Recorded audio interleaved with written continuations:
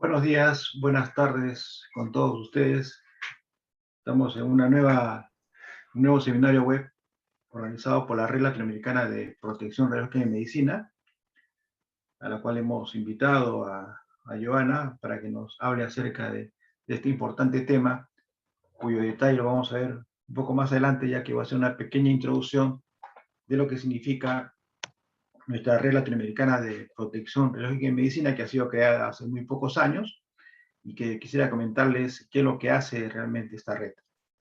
Esta fue una consecuencia del llamado de Bonn a la acción, ya que, como saben ustedes, esto se estableció en la reunión internacional que se llevó a cabo en Bonn en el año 2012.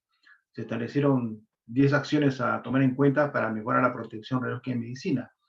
Como consecuencia de esta reunión, se llevó a cabo un evento iberoamericano, ibero-latinoamericano, con la finalidad de ver qué problemas tenemos en nuestros países, qué soluciones se proponen y cómo podemos cuantificar los avances a la solución de estos problemas. Como este era un evento iberoamericano, lo que decidimos en América Latina fue establecer un simposio con la participación de los colegas que habían participado en esta conferencia que se llevó a cabo en Madrid. Y eso fue el año 2017 en la ciudad de Arequipa. En esa reunión pudimos ver cuáles eran los problemas que teníamos, cómo podemos darle solución a estos problemas, y sobre todo tuvimos la oportunidad de que los países de la región participantes pudieron exponer sus temas, sus problemas y ver qué solución se podía plantear. En esa reunión, lo importante fue que establecimos un pequeño comité con la finalidad de hacer un seguimiento a los acuerdos que se tomaron en esta reunión. Este comité luego tomó el nombre de Red Latinoamericana de Protección Radiológica y Medicina, la cual está integrada voluntariamente por todos los especialistas de la región que quieran hacer alguna actividad con la finalidad de fortalecer la protección radiológica de las aplicaciones médicas de las radiaciones ionizantes en América Latina. Ellos brindan su experiencia, su dedicación, su tiempo para desarrollar diversas actividades.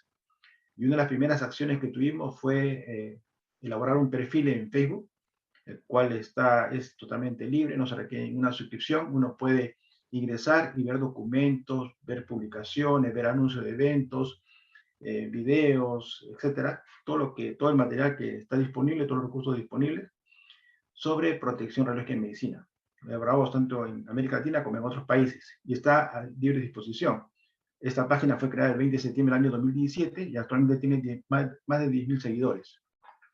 Luego, como parte de las actividades, hemos hecho también traducción de algunos documentos técnicos del Organismo Internacional de Energía Atómica, de la Organización Mundial de la Salud, ¿no? Y eventualmente hacemos alguna participación en reuniones internacionales donde podemos exponer nuestras ideas, las necesidades que tenemos en la región de mejorar las condiciones de protección radiológica, y tal es así que hemos participado en nuestro congreso regional, que es el más importante a nivel de América Latina, que se lleva a cabo desde hace muchos años, que hoy se denomina, desde el año 1995 se denomina Congreso Regional IRPA, porque tiene el auspicio de este organismo internacional. Y además, en ese evento, por ejemplo, participamos con un simposio iberoamericano sobre protección radiológica en medicina, ECOS de Madrid, Arequipa y Viena, Arequipa, haciendo referencia a nuestro encuentro en nuestro simposio internacional sobre protección radiológica en medicina. También en el Congreso de Alfin hemos tenido un mini simposio para expresar nuestras ideas sobre lo que queremos, lo que estamos haciendo, ¿no? Y eventualmente en todos los eventos que nos invitan estamos participando. Eh, este seminario web se empezó hace 3 años y actualmente tenemos solamente seminario web sobre el tema de protección de medicina, tenemos 34 seminarios web. Y todos están disponibles en el canal de YouTube de la Red Latinoamericana de Protección de Medicina, donde ustedes pueden acceder. También tenemos en ese canal otras conferencias, otros seminarios organizados, por ejemplo, con el Foro de Organismos Reguladores, con la Sociedad Española de Protección Radiológica, con el Congreso Virtual que tuvimos sobre protección radiológica y medicina, y otras reuniones más. Así que todos esos temas están totalmente disponibles en nuestro canal de YouTube. Este es nuestro canal. Tenemos 53 videos con más de 26.000 visualizaciones. Esta red tiene 1.400 suscriptores. La pueden encontrar como RelaPran en YouTube, es fácil de ubicarla. Y este material que se ha estado elaborando, estos videos, están colocados también en la página del Organismo de Energía Atómica, donde se ha establecido digamos, unos recursos que están disponibles sobre el tema de protección eléctrica y medicina, tomando en cuenta el llamado de buena acción. O sea, estos recursos que son videos, son conferencias, son reuniones, son, digamos, conferencias, material escrito, etcétera, está disponible también en esta dirección electrónica, y donde van a encontrar ustedes los videos de la RelaPran. Estos son las relaciones que tenemos con todas las instituciones que quieran colaborar con nosotros.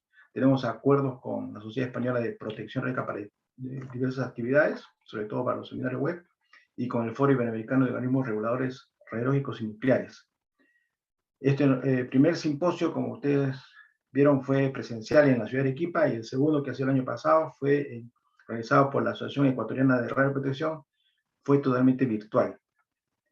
Pero esperamos hacer el próximo congreso en la ciudad de Santiago de Chile. Esta vez esperemos que sea presencial. Esto va a ser el próximo año, más o menos en el mes de septiembre, octubre, todavía se va a anunciar próximamente la fecha exacta. Estas son nuestras direcciones de la RelaPran, tanto el perfil de Facebook, nuestro correo electrónico y el canal en YouTube. Y nuestro objetivo fundamental es divulgar más lo que significa el llamado de buena acción. Si es el 2012 y decía que son 10 acciones para mejorar la protección en la próxima década, el 2022, en diciembre, se cumplen los 10 años y estamos trabajando en un grupo internacional para ver cómo se ha mejorado en la aplicación de esas acciones en América Latina. Así que esto lo vamos a exponer en el próximo simposio internacional, que se va a hacer conjuntamente con el Congreso Regional IRPA. Bueno, en esta oportunidad agradecemos a Joana por esta invitación para este seminario web.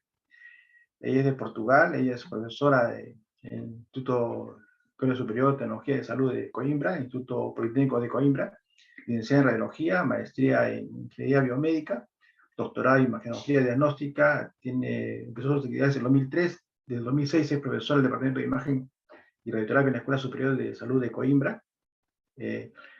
Tiene bastante trabajo desarrollado, no solamente con el Organismo Internacional de Energía Atómica, sino también con la Organización Mundial de la Salud y otras organizaciones internacionales. Es una experta en el tema y conoce bastante el tema de protección radiológica, tiene muchos trabajos publicados, participa en muchos eventos, y por esa razón le hemos invitado a que nos exponga sobre el tema de hoy. Así que voy a dejar en el uso de la palabra a Joana. Ustedes pueden hacer sus preguntas mediante el chat. Al final de la exposición serán atendidas por Joana. Muito obrigada. Eu queria começar por agradecer o convite e a oportunidade de estar novamente convosco na rede americana, que aborda temas tão importantes para todos os profissionais das nossas áreas. Vou então iniciar a minha apresentação e dividi esta apresentação sobre o que é que mudou no uso da proteção radiológica dos nossos doentes em alguns aspectos. Primeiro vou começar com uma breve introdução, depois vou falar sobre as diferentes características das proteções que existem e do que é que temos que repensar sobre como estamos a utilizar a proteção radiológica dos nossos doentes e quais são as recomendações e guidelines que existem pelo mundo. Vou apresentar as europeias, também as americanas, e quais são os documentos que nos ajudam a repensar como utilizar e o que é que temos que mudar na prática e como é que vamos fazer esta transição de deixar de utilizar a proteção. ou não, não é? Vamos ver as situações.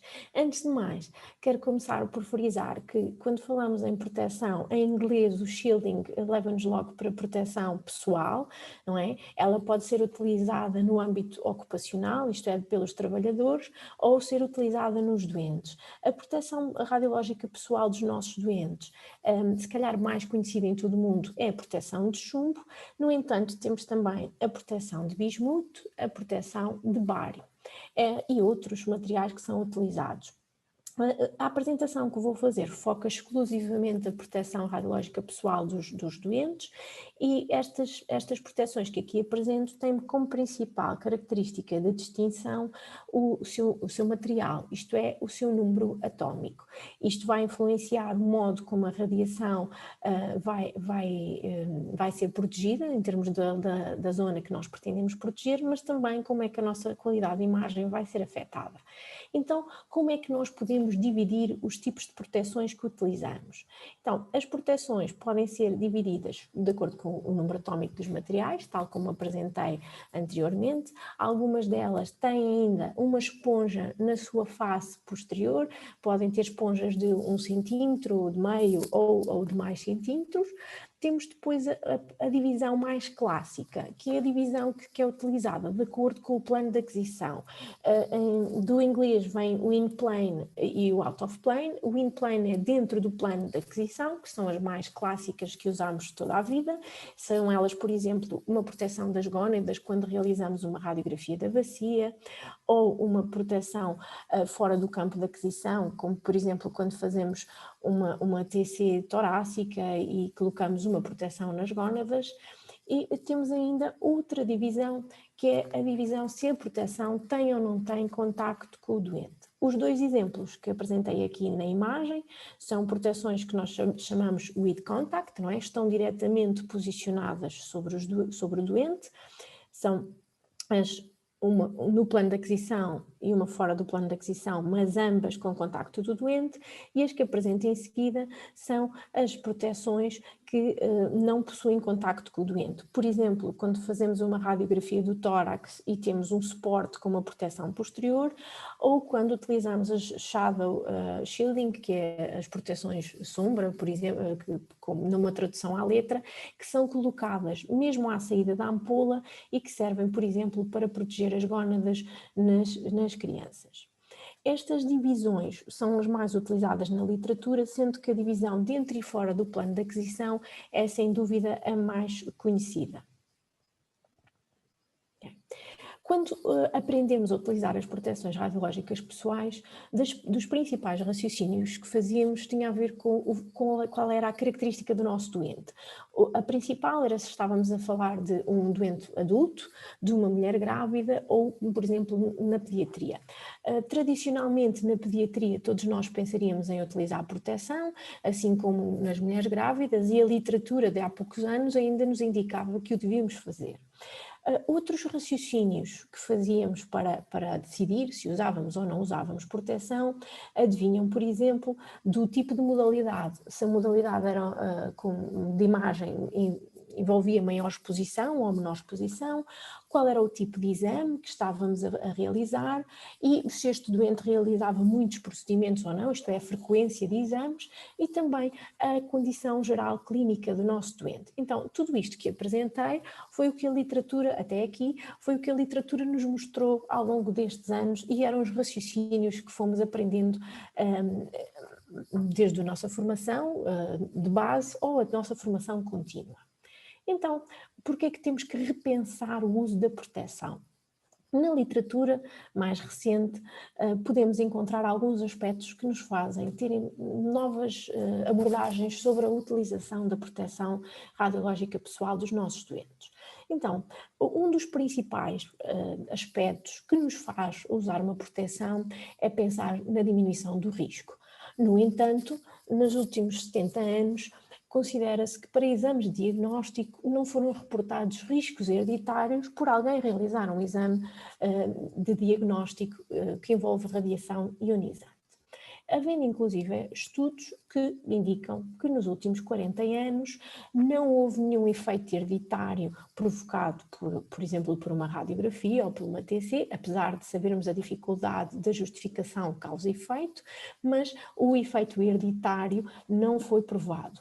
Também sabemos que a tecnologia evoluiu imenso nos últimos anos e quando comparamos valores de exposição, sabemos que estamos a falar de doses por exame muito mais baixas. Em 40 anos houve uma redução abrupta dos valores de dose que utilizávamos anteriormente.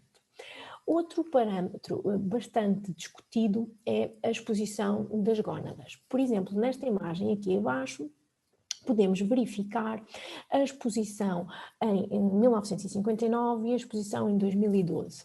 Podemos ver os valores quando fazemos uma radiografia da bacia, os valores de dose nos testículos e nos ovários. E podemos verificar uma redução de 98% aproximadamente para o género masculino e para o género feminino. É importante também raciocinarmos sobre quais são os valores que estão associados à infertilidade.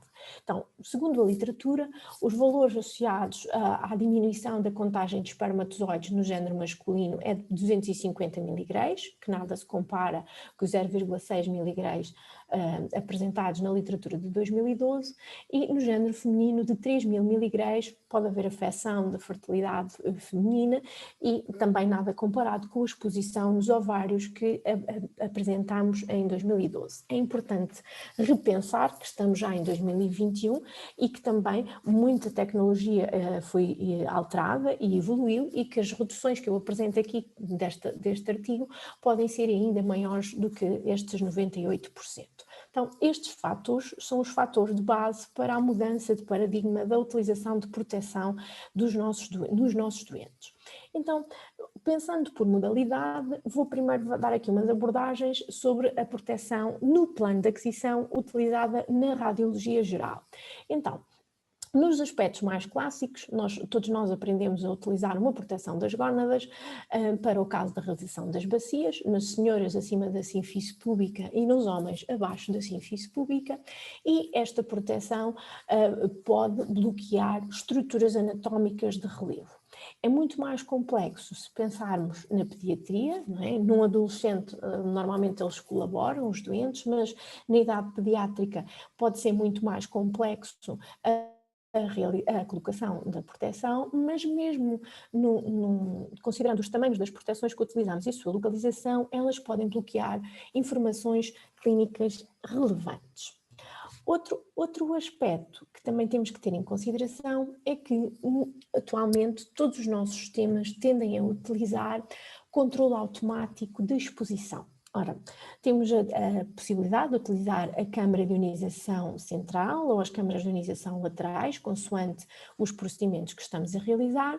Se voltarmos ao exemplo de uma radiografia da bacia pediátrica, com uma proteção no campo da aquisição, vamos verificar que a câmara de ionização central, uma vez que estamos a falar de uma criança, as laterais não vão ser úteis, vai coincidir com o centro da proteção. Então, como estamos a utilizar uma proteção das gónadas normalmente de chumbo, o número atómico do chumbo é elevado, a densidade da estrutura vai aumentar e as nossas câmaras de ionização, quando forem ativas, em vez de reduzirem a exposição, vão aumentar a dose área produto. Então, o uso de proteção das gónadas no feminino, coincidente com as câmaras de ionização, é problemático porque, ao contrário de estarmos a proteger os nossos doentes, vamos estar a aumentar a exposição. Pensando agora, ainda na radiologia geral, mas na proteção fora do campo, o exemplo desta imagem, a realização de uma radiografia do tórax com proteção com avental posterior para proteger as gónadas dos doentes, podemos repensar sobre o que aconteceu aos nossos sistemas. Então, fora do campo de aquisição, não é? Fora do nosso FOV, atualmente o valor de exposição das nossas gónadas vai ser bastante reduzido. Os nossos sistemas são mais modernos, os efeitos de penumbra e de colimação são bastante mais controlados, então a exposição que atingirá a região das gónadas, se a colimação for adequada, a colimação do nosso feixe, à região torácica, vai ser irrisório.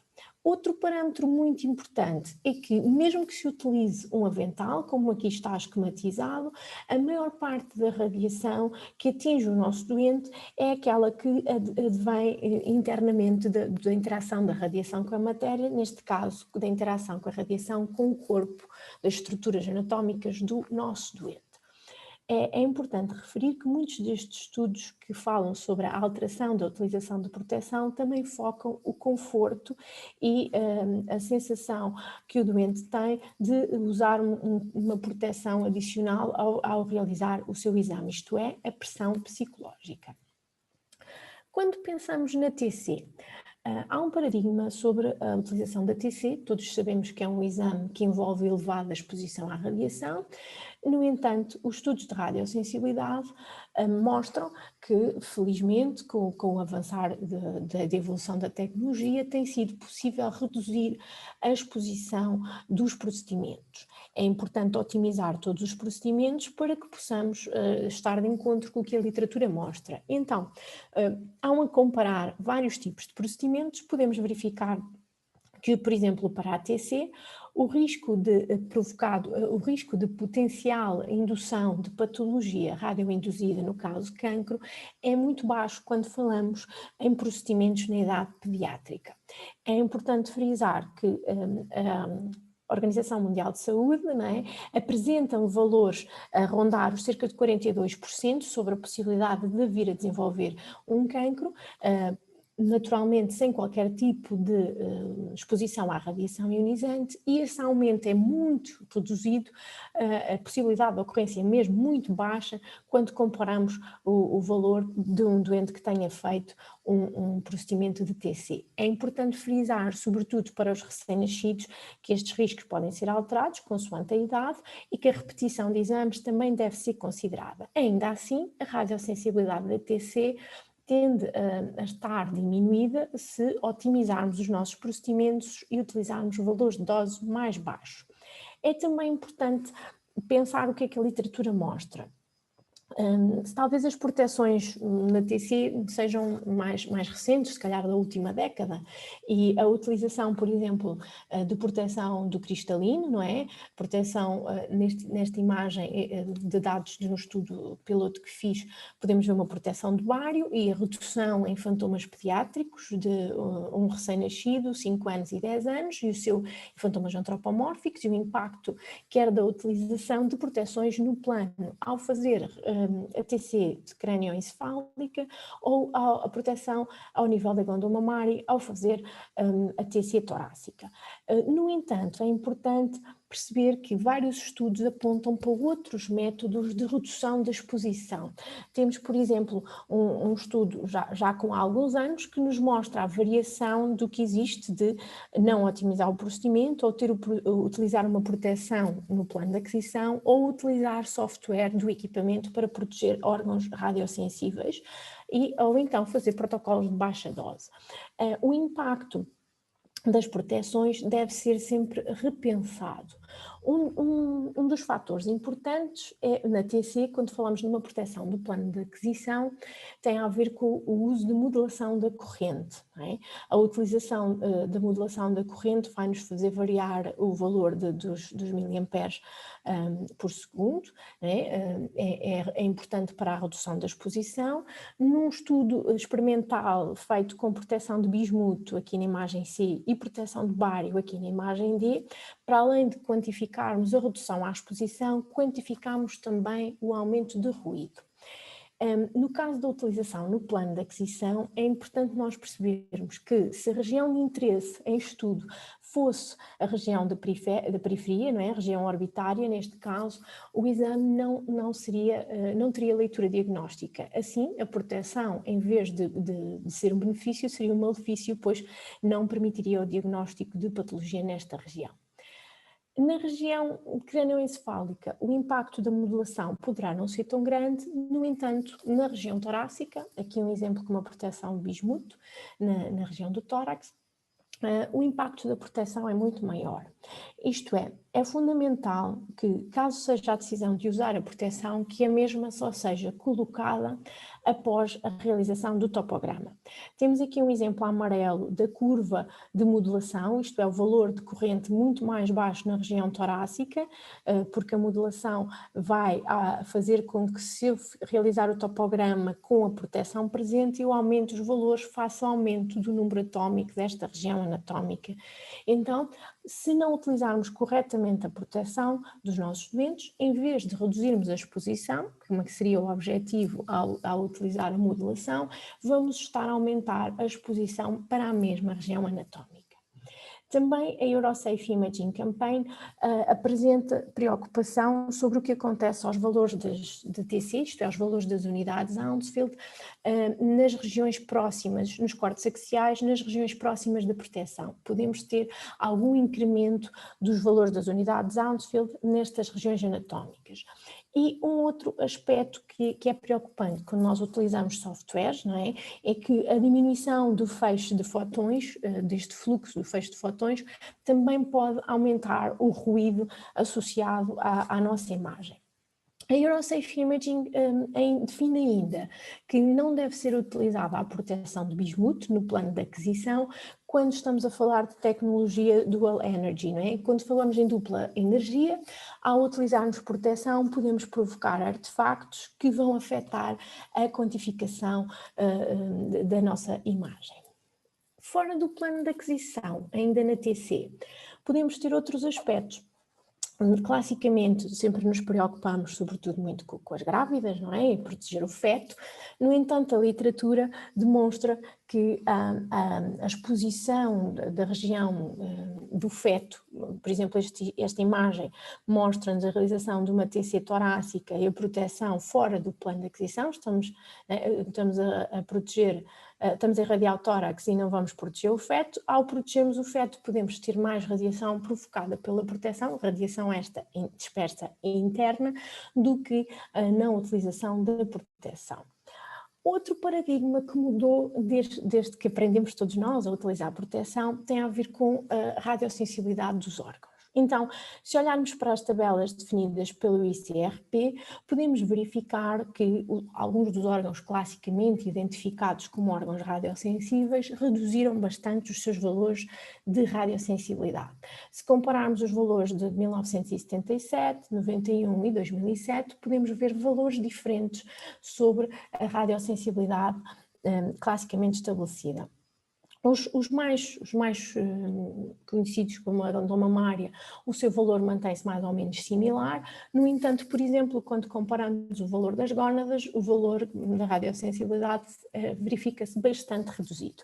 Faz-nos repensar também se efetivamente as medidas que aprendemos há várias décadas se mantêm atuais. Outro aspecto para podermos tirar as nossas dúvidas é, sobretudo nas mulheres grávidas, que penso que eticamente será dos procedimentos mais complexos para nós de decidir a utilização ou não de proteção, é, por exemplo, verificar a dose no feto com softwares de simulação. E podemos mesmo encontrar estes softwares gratuitamente na internet, após o registro, e verificar os parâmetros de exposição que são utilizados nos protocolos de rotina e verificar qual é o risco e a dose que atingirá o feto para a realização de um procedimento, se ele for estritamente necessário.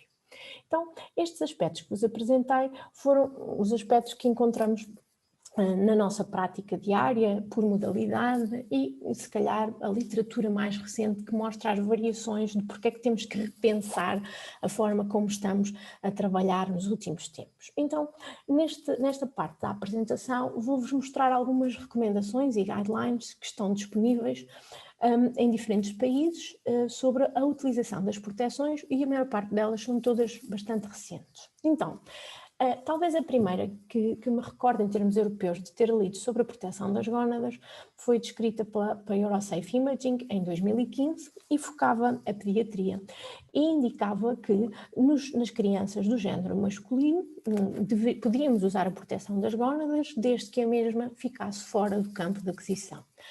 No entanto, no género feminino, a proteção das gónadas foi recomendada de não ser utilizada, uma vez que a utilização do controle automático de exposição prejudicava e aumentava a exposição à radiação das crianças em idade pediátrica. Então, talvez este documento de 2015 tenha sido o primeiro, em termos da Eurosafe, que estabelecia uma preocupação diferente com a utilização da proteção das gónadas na pediatria.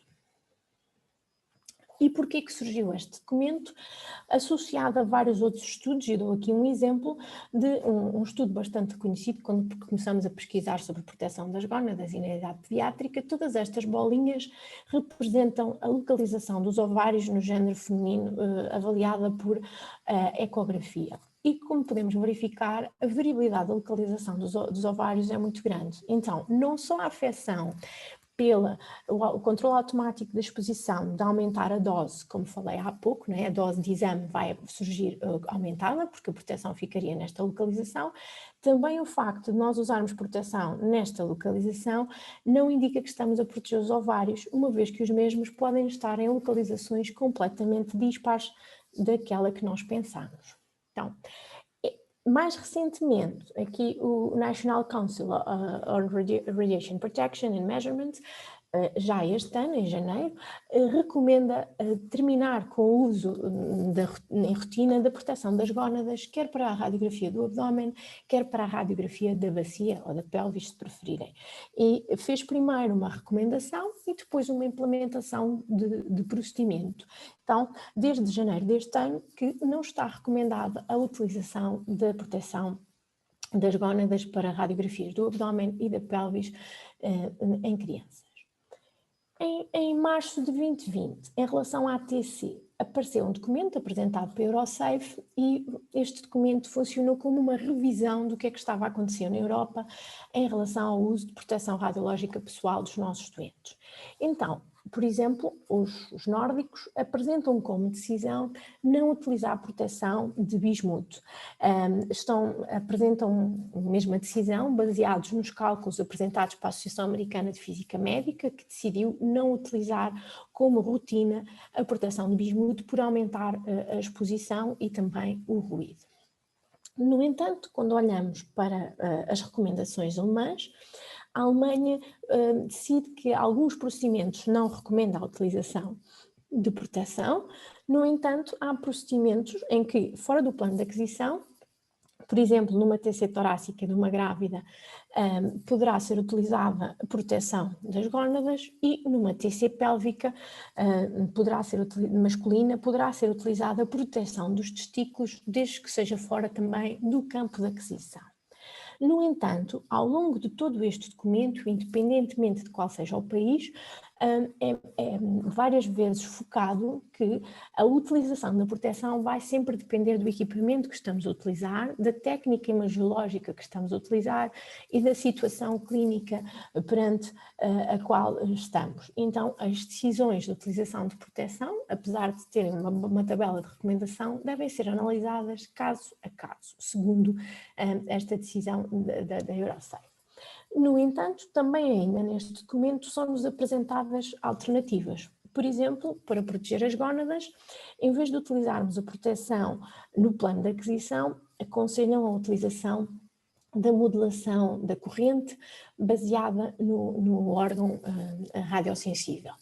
Ou, em vez de utilizarmos uma proteção fora do plano de aquisição, recomendam sempre que possível reduzir o tamanho da range e dizem que o impacto de reduzir cerca de 3 cm é considerável nos valores de DLP que vamos obter.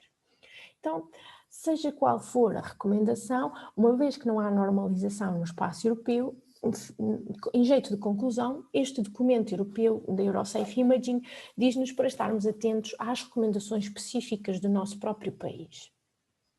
No entanto, ele baseia-se em que o procedimento já está totalmente otimizado e por isso podem tirar ilações sobre o uso ou não da proteção de forma consciente, sendo então a otimização a nossa primeira base. Em relação ao Reino Unido, O Reino Unido, em 2020, apresentou um documento que está disponível na internet, que nos ajuda a tomar decisões e apresenta algumas hipóteses. Vou sumariar a maior parte das situações aqui convosco. Então, em termos de recomendação, na maioria das situações, sobretudo aquelas que utilizam proteção radiológica em contacto com o doente, a proteção não está recomendada. Tem algumas situações de exceção, são elas situações clínicas específicas do doente, o ter procedimentos muito repetidos, sobretudo procedimentos que envolvem exposição elevada ou que são repetidos na pediatria, e sempre que um doente o solicita, há uma decisão multidisciplinar sobre o uso ou não da proteção para aquele exame e caso específico. No entanto, resumindo o que apresenta este documento por modalidade de imagem, não recomenda a utilização na radiologia geral, não recomenda a utilização para a mamografia, também não recomenda na fluoroscopia e na TC, na maioria das situações, também não vai recomendar a utilização da proteção. Mostro-vos agora uma tabela de exemplo em que temos um cenário, não é? Uma recomendação e qual é o comentário porque podemos optar ou outras situações que podemos optar. Então, como podem ver, a maior parte das situações não são recomendadas e deve ser assegurada a otimização dos procedimentos para melhores práticas. Sobretudo nas decisões do InPlane, a decisão de otimização do protocolo é aquela que aparece em maior foco em vez da utilização da proteção radiológica do doente. Em relação às grávidas, como já foquei anteriormente, a decisão de não proteger a grávida pode ser eticamente aquela mais confusa para todos nós que fomos educados na situação de sempre proteger o feto. Ela não se encontra neste documento do Reino Unido, não é recomendada a proteção, mesmo para proteção out of plane, isto é, fora do plano de aquisição, não é recomendado o seu uso, e para exames da região pélvica deve ser considerada outra alternativa imagiológica que não utilize radiação ionizante, sempre que possível.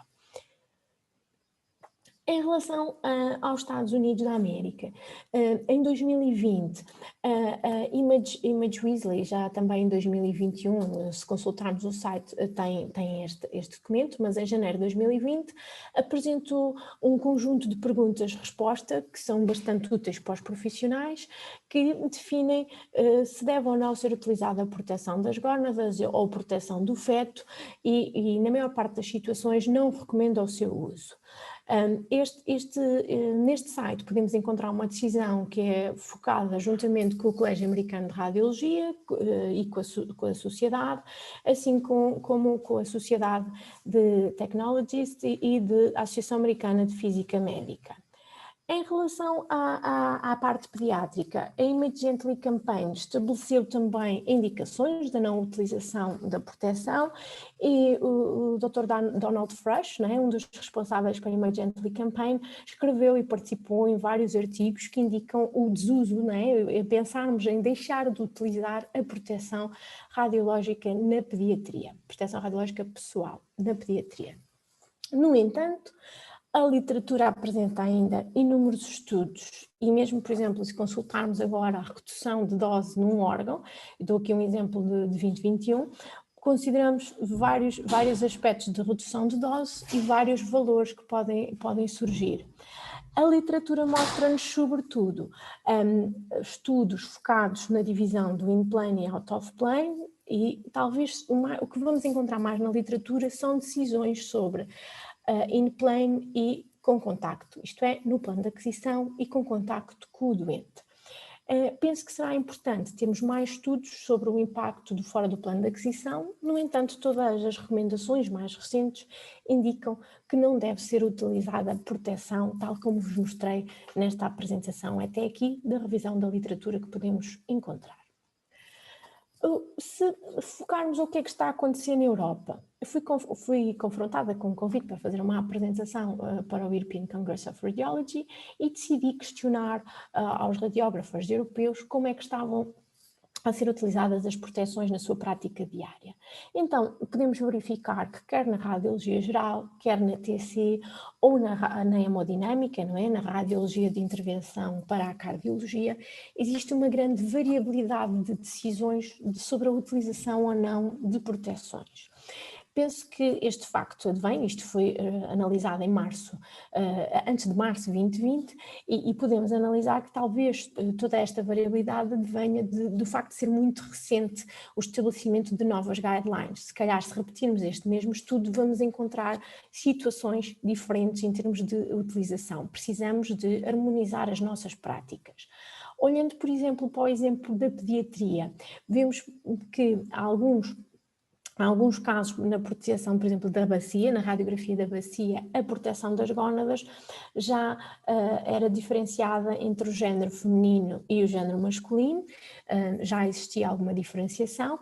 Nos adultos ela não estava a ser utilizada na maioria dos casos e fora do plano de aquisição.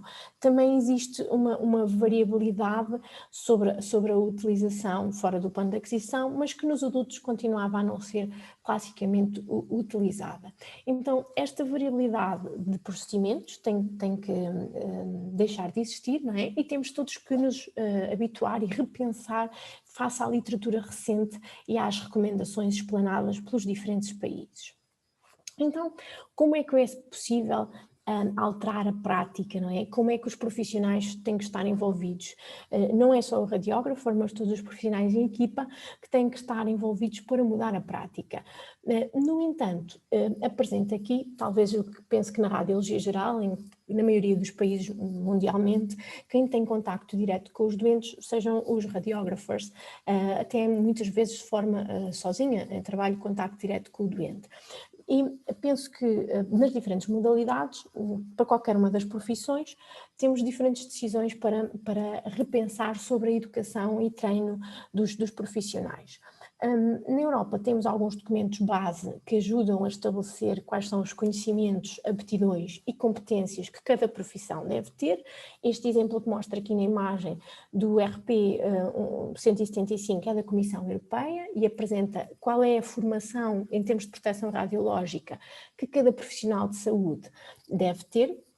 E o documento que apresento aqui ao lado, que é da Federação Europeia, da FRS, e este é o Benchmarking Document, e neste documento são apresentados então os conhecimentos, aptidões e competências, e neste documento podemos ver, por exemplo, que a proteção dos doentes, né, o Patient Shielding, como aparece aqui a amarelo, faz parte dos conhecimentos e das aptidões e competências que um profissional deve ter. Então, devemos começar por fazer uma alteração ao ensino de base e também sabemos que estas decisões de utilizar a proteção também têm que ser estabelecidas para diferentes modalidades e diferentes tipos de doentes que temos. Outro fator presente, que tem a ver, por exemplo, com a colocação da proteção de forma mais assertiva, mais correta na pediatria, também vai ter a ver com a experiência dos profissionais e com o seu treino. Por exemplo, um profissional que trabalha exclusivamente na pediatria, se calhar o erro da colocação da proteção seria inferior. No entanto, ainda assim, a mesma não está recomendada face à literatura que vos apresentei.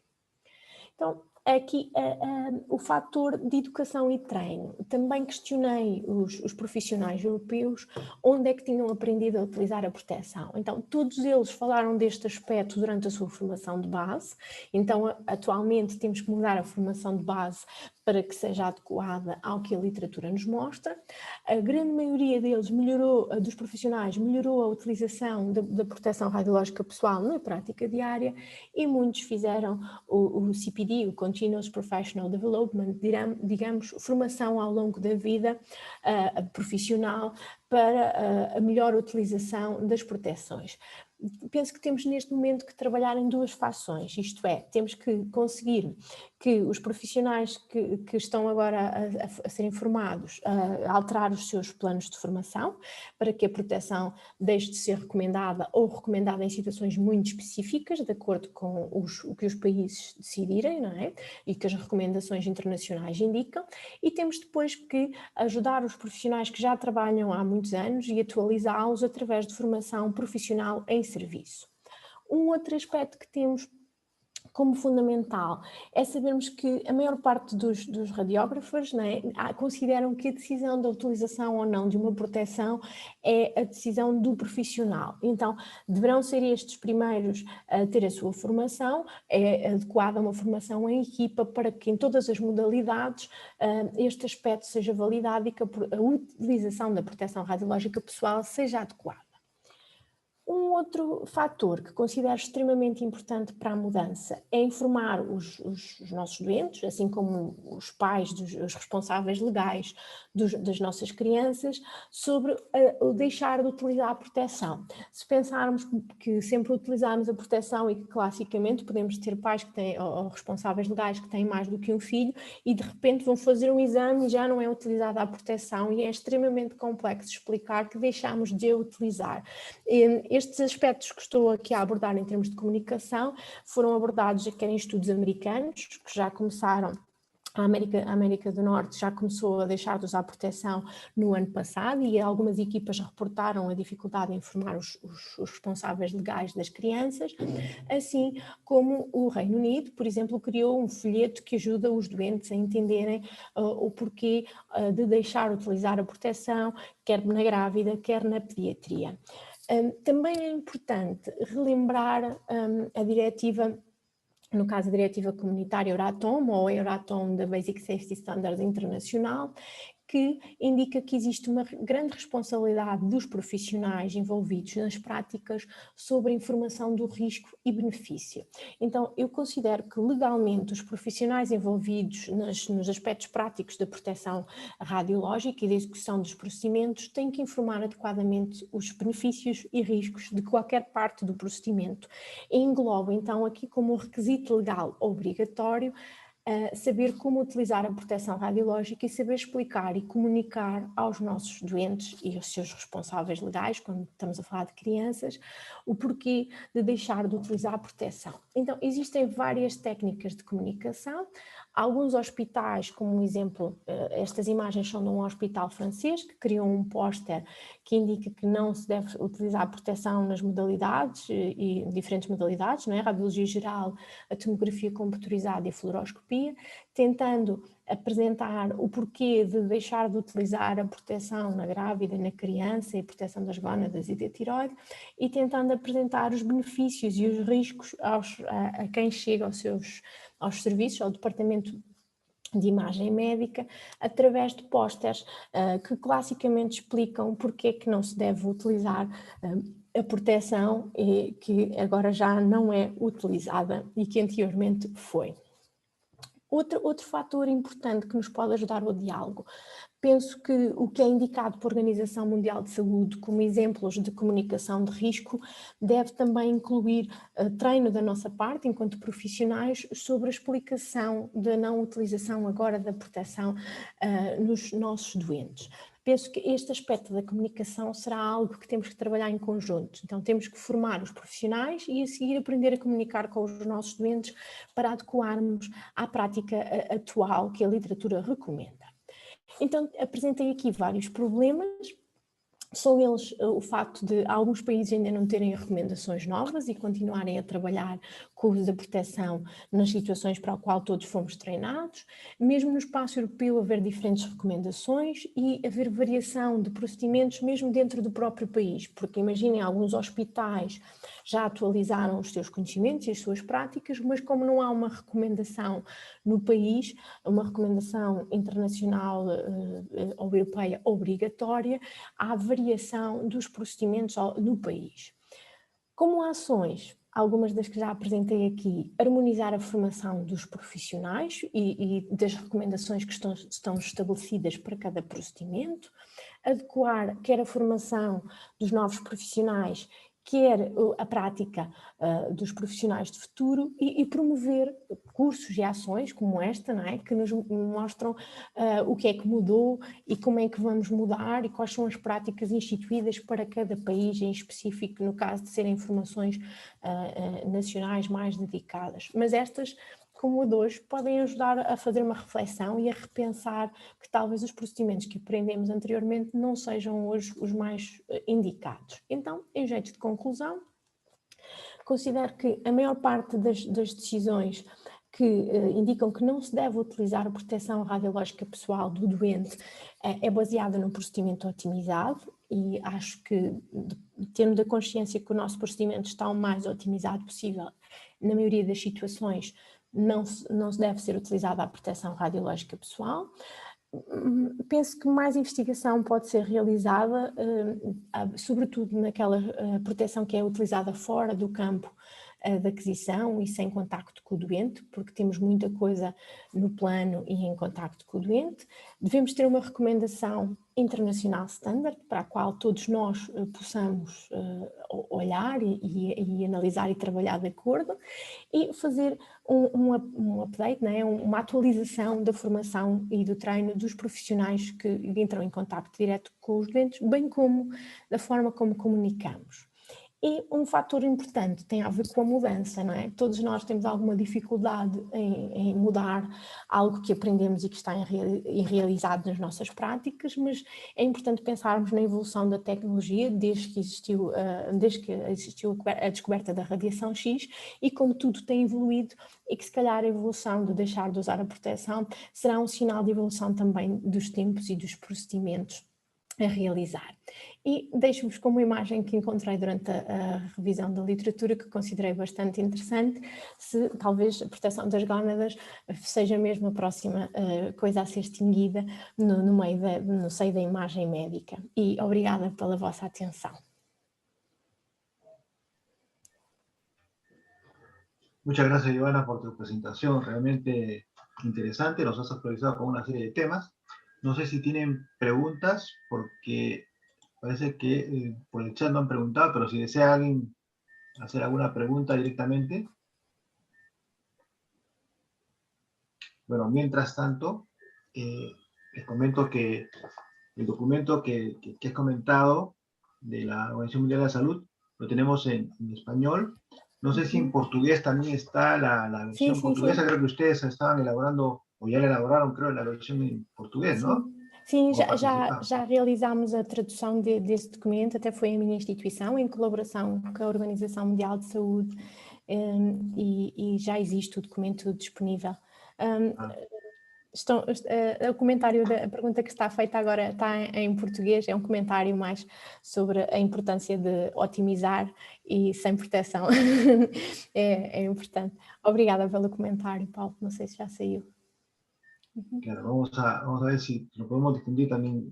Nos vamos a comunicar por correo para ver si lo difundimos también en portugués en nuestra red de la PRAM, en Facebook.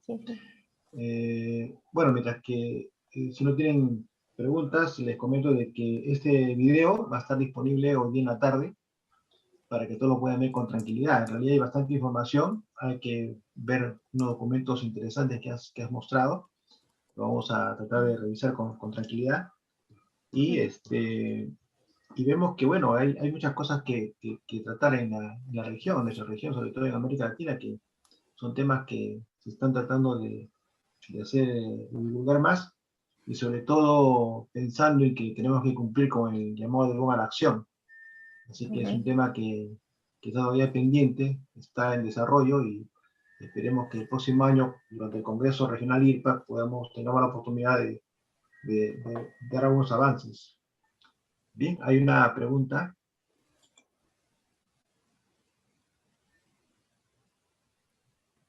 Sim. É um comentário. Um comentário. Do Sérgio, obrigada pelo comentário. Temos aqui dois... quiere hablar Sim. Paulo.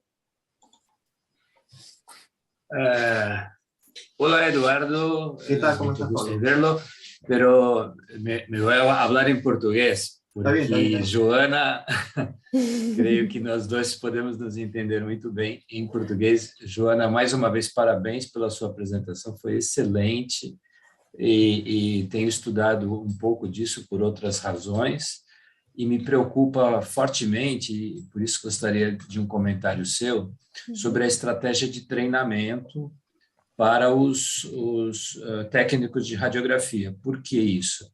Porque quem vai treiná-los também não tem experiência em utilizar essa nova metodologia de fazer os exames radiográficos sem as proteções tradicionais. Então, a gente precisa primeiro treinar os treinadores para depois treinar os técnicos de radiografia. Eu queria saber que experiência vocês têm aí em Portugal sobre isso, porque isso é muito relevante. Por favor. Sim, obrigada, e é extremamente pertinente. Eu devo confessar que eu quando fui convidada para falar a primeira vez deste tema, foi por o Dr. Donald Fresh, que é da Imagently, penso que todos nós conhecemos a campanha, que até foquei aqui, e talvez os americanos tenham sido os primeiros a analisar os dados sobre como reduzir a utilização da proteção. E ao ser convidada para um seminário, também me preocupei em fazer a revisão da literatura que existia, já utilizava o que estava estabelecido pela Eurosafe sobre a área pediátrica e penso que em Portugal, penso que quase todos, as indicações para a pediatria da proteção das gónadas já tinham sido alteradas na prática, sobretudo nos hospitais pediátricos. Penso que essa também é outra dificuldade. Não sei como é nos vossos países, mas exclusivamente pediátricos só existem 2 hospitais no país e também é mais difícil de mudar a prática num hospital misto. Em relação à formação de quem ensina, não é? Penso que tive reunião sobre esta situação quando apresentei os dados e penso que foi interessante porque algumas escolas já alteraram ou estão a pensar alterar a sua prática no próximo ano.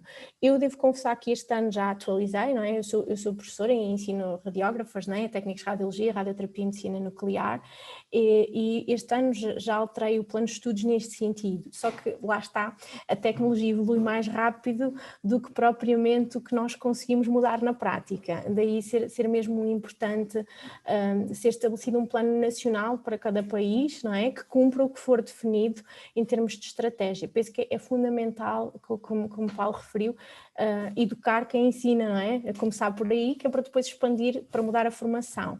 Mas não esquecer de quem já está no terreno, não é? Acho que aqui as sociedades e as associações profissionais, as sociedades científicas também, nacionais e internacionais, também são importantes, de criar ações de formação sobre a temática, como esta e outras, não é? De cada país, mais específicas, e que mostrem aos profissionais que a prática tem que ser alterada. Também acho que é importante para os que já estão a trabalhar há muitos anos. E devo confessar também aqui que quando apresentei isto para a primeira vez no espaço europeu, houve alguns comentários de pessoas muito céticas sobre deixar de utilizar a proteção. Eu acho que a mudança da prática é muito difícil, sobretudo para a área da pediatria e para a área das grávidas, e há muitos profissionais que não são logo a favor de deixar de usar a proteção. Mesmo com os dados que a ciência mostra, não é? E a evolução da tecnologia, acho que é uma coisa que tem de ser feita em equipa e integrada, e adequada, lá está, otimizar primeiro e usar a proteção incluída. Acho que é fundamental. Muy bien. Tenemos acá una pregunta de Roberto, una intervención de Roberto, perdón. ¿Cómo están todos? ¿Cómo te va, Eduardo? ¿Cómo está, Roberto? Felicitaciones a Joana. Me hizo que agudizara mi oído, habla muy rápido su portugués. Traté de seguirla, pero todo lo que pude captar muy interesante. Aparte de felicitarte, Joana, hubo una sesión, un seminario web muy reciente, que es el de calidad de protección radiológica en América Latina, de protección del paciente, ayer, antier, y se hablaba justamente de ese problema, ¿no? Y de la estructura que tenemos muy desigual en América Latina. Estoy tratando de hablar en espacio para que Joana me siga. Sí, sin problema. Perfecto. Y entonces, creo que hay muchas personas que estamos dispuestas a seguir cuidando toda esta preocupación, es decir, atendiendo la preocupación y ocupándonos. Creo que hay muchas cosas. Acaba de salir el nuevo protocolo para control de calidad en América Latina. Entonces, creo que la esencia sigue siendo de que no tenemos como un esquema muy general que pudiera aplicarse de forma parecida al protocolo, que son los programas de garantía de calidad. La garantía de calidad es esa generalización, y los programas y las control de calidad pues solo es parte de. Y entonces la seguridad del paciente, que es lo que una parte que hoy se acaba de presentar, pues, implica lo mismo que decía Paulo, ¿no? ¿Quién va a capacitar? Si necesitamos gente preparada, y no solo preparada, sino también los accesorios suficientemente bien diseñados que ayuden y que muestren que dan ventaja y cuál es el beneficio real.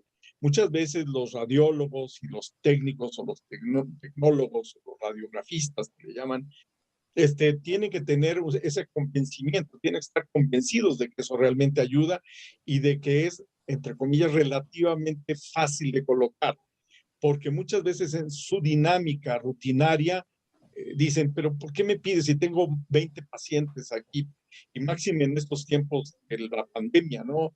Donde la tomografía se ha vuelto una herramienta esencial para los diagnósticos. Entonces, mi comentario es básicamente, Eduardo y Joana, seguir siendo prácticos en emitir recomendaciones sencillas, claras, que nos ayuden a que se convenzan, sobre todo la parte cuantitativa, decir, mira, si tú colocas técnico, médico, radiólogo en tu prescripción, le permites que se coloquen estas y estas accesorios, vamos a reducir tal y tal valores, las dosis no van a ser mayores de, y vamos a bajar la probabilidad de riesgos a futuro, porque en realidad la protección radiológica y la seguridad del paciente es qué beneficios voy a tener sobre todo a futuro, no necesariamente de forma inmediata, sino a futuro.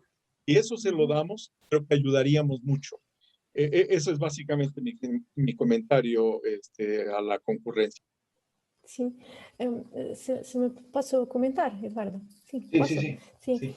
Eu penso que o Roberto focou dois pontos importantes. Nós temos que arranjar estratégias para falar com os profissionais, que podem passar por mostrar valores de redução de dose e de impacto e de evolução dos equipamentos, e depois temos que arranjar outras estratégias para comunicar com os doentes. Se calhar alguns não vão notar diferença porque podem nunca ter visto uma proteção radiológica pessoal, mas aqueles que já ouviram, os que sabem, não é? Os que foram informados durante muitos anos que ela era utilizada ou que já fizeram procedimentos antes, vão ter que ter uma comunicação mais assertiva, e não podemos usar o mesmo léxico, não é? Falar do mesmo modo. Temos que arranjar duas estratégias, não é? Educar os profissionais e os que estão a formar, e outra estratégia para comunicar com os nossos doentes e explicar porque é que mudou, o que é que mudou, não é? Penso que na de educar os profissionais, mostrar as reduções e as evoluções é uma estratégia muito importante, porque mostrar percentagens, não é? Pela minha experiência de formações com profissionais, sobretudo nas equipas multidisciplinares, quando nós começamos a mostrar valores de dose com muitos números e vírgulas, as pessoas não se interessam tanto pelo que estamos a falar. As percentagens são um bom método de comunicação e um bom método de mostrar o impacto. Acho que é importante essa estratégia, Roberto. Concordo. Sí, es un tema muy interesante, Joana, Roberto, porque la comunicación, sobre todo en nuestro idioma, es la que falta. O sea, falta hacerle llegar a las personas que realmente lo necesitan. Así que es un trabajo pendiente que se está haciendo en la región, pero es lento, ¿no? Pero vamos a ver qué más se puede hacer. De todas maneras, yo tomando en cuenta tu comentario, Roberto, para ver qué podemos trabajar mediante la regla PRAN. Quiero invitar también a Sergio Ricardo, porque él también está solicitando intervenir. Ok, boa tarde. Olá, Eduardo, como ¿Qué tal, estás? Ricardo? ¿Qué tal, Sergio? ¿Cómo estás? Ok, gracias. Bem, Joana, vou falar em português para facilitar, Sim, sim. ok? Sem Comunicação, ok. Sim, sim. Bom, em primeiro lugar, eu quero te dar os parabéns pela sua apresentação, muito boa, muito construtiva. Dizer para você que, assim, são 20 anos trabalhando na área e a gente, de repente, começa a construir todo um processo, né? Eu passei por todas as etapas da gente construir aqui a lógica de se pensar na segurança, né, do paciente, e, de repente, a gente vê agora na sua apresentação todo esse processo sendo desconstruído.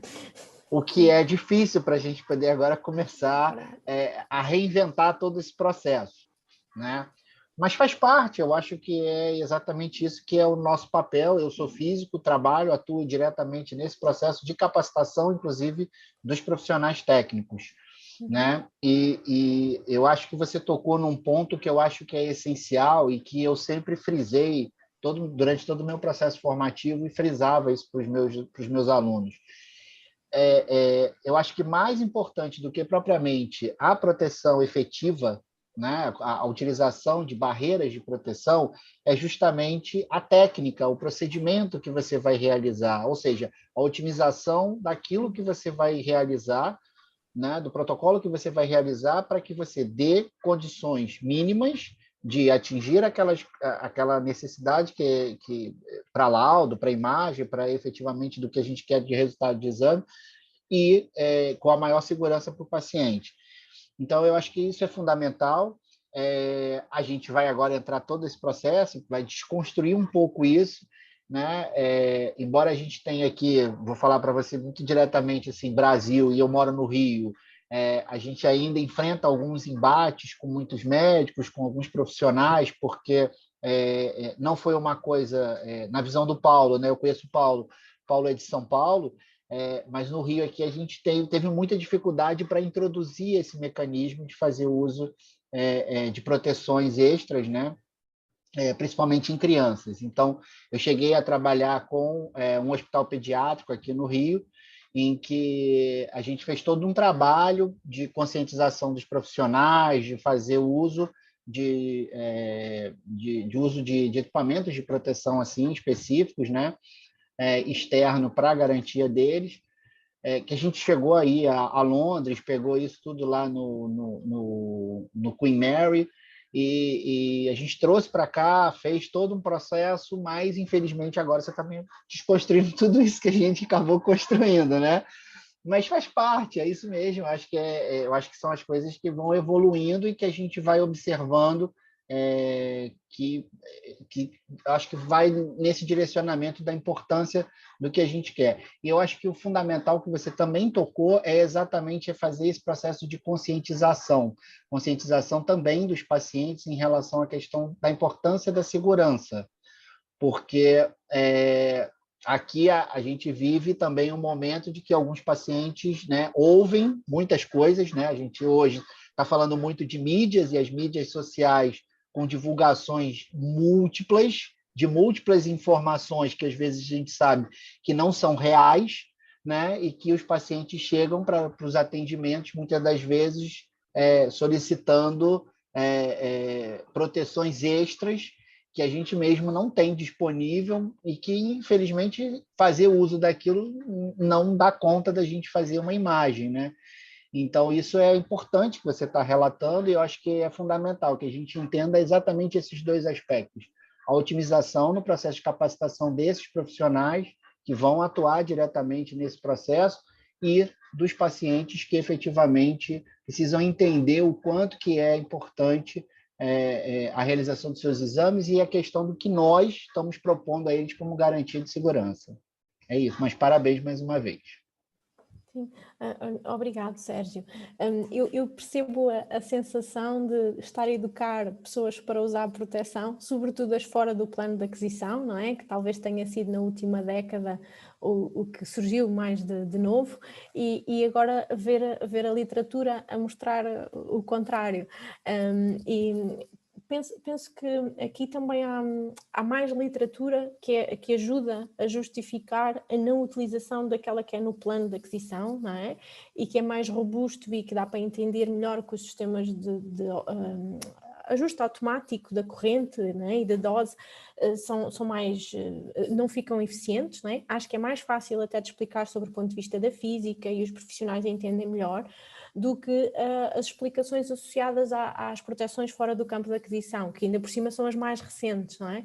Mas penso que é útil nós conseguirmos explicar aos profissionais e boa sorte nessa mudança, porque também estou no mesmo processo, não é? Acho que estamos todos, até porque houve um fator muito importante há bocadinho que foi focado, que foi o aspecto da pandemia. Se repararem, todos os artigos que eu mostrei, mais recentes sobre isto, foram publicados durante a pandemia e muitos países também não tiveram tempo de se adequar como se adequariam nas práticas com uma nova recomendação, porque, por exemplo, as guidelines do Reino Unido são de 2020, o NCRP só se pronunciou já em janeiro deste ano.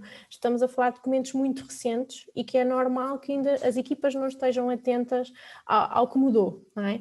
E penso que estamos todos no mesmo processo de atualização do que é a prática e do que são os conhecimentos e se calhar ainda há entidades que não se manifestaram, como se calhar o Imagently e o Image Weasley já têm aquelas perguntas de resposta que são úteis e podemos trabalhar em alguns documentos que sejam base para as nossas línguas, não é?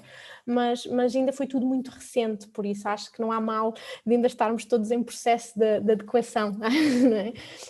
A pandemia também tem visto a dificuldade de nos atualizarmos sobre o ponto de vista da ciência, não é? Para estes aspectos mais práticos que não são asociados à pandemia.